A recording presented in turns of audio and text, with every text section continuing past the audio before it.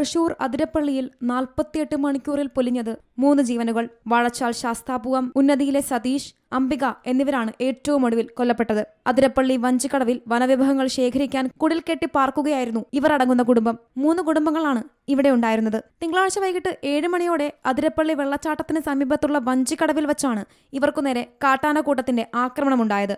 ഇവർക്കുനേരെ കാട്ടാനക്കൂട്ടം പാഞ്ഞെടുത്തപ്പോൾ ചിതറിയോടുകയായിരുന്നു. മുന്നിലകപ്പെട്ട സതീഷിനെയും അംബികയെയും കാട്ടാന ആക്രമിക്കുകയായിരുന്നുവെന്നാണ് വിവരം. വൈകുന്നേരമാണ് സംഭവം. 7 മണിയായപ്പോഴാണ് സംഭവം. എന്നിട്ട് പിന്നെ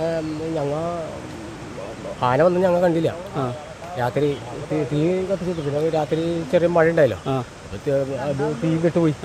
പിന്നെ ഞങ്ങൾ ഞാനിതിൽ നീന്തി ഓടി അവിടെ ചെന്നു. അപ്പോഴത്തേക്കും കൊച്ച് ഇതിൽ നീന്തി അപ്പുറത്തേക്ക് ചെന്നു.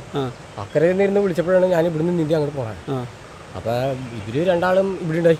എന്നിട്ട് ആന വന്നിട്ടാണ് ഉപദ്രവിച്ചത്. കഴിഞ്ഞ ദിവസമാണ് അതിരപ്പള്ളിയിൽ കാട്ടാന ആക്രമണത്തിൽ സെബാസ്റ്റ്യൻ എന്ന യുവാവ് കൊല്ലപ്പെട്ടത്. ഇതിനു പിന്നാലെയാണ് വീണ്ടും 2 പേരുടെ കൂടി ജീവൻ നഷ്ടമായത്. അതിരപ്പള്ളി മേഖലയിൽ 3 പേർക്ക് വന്യജീവി ആക്രമണങ്ങളിൽ ജീവൻ നഷ്ടമായ സാഹചര്യത്തിൽ ഡിവൈഎസ്പി തല അന്വേഷണത്തിന് റൂറൽ എസ് പി നിർദ്ദേശം നൽകിയിട്ടുണ്ട്. Zee Malayalam news, Thrissur. പുതിയ വാർത്തകളും വിശേഷങ്ങളും ഇനി വിരൽ തുമ്പിൽ. എല്ലാ ഡിജിറ്റൽ പ്ലാറ്റ്ഫോമുകളിലും ഇപ്പോൾ സീ മലയാളം ന്യൂസ് ലഭ്യം.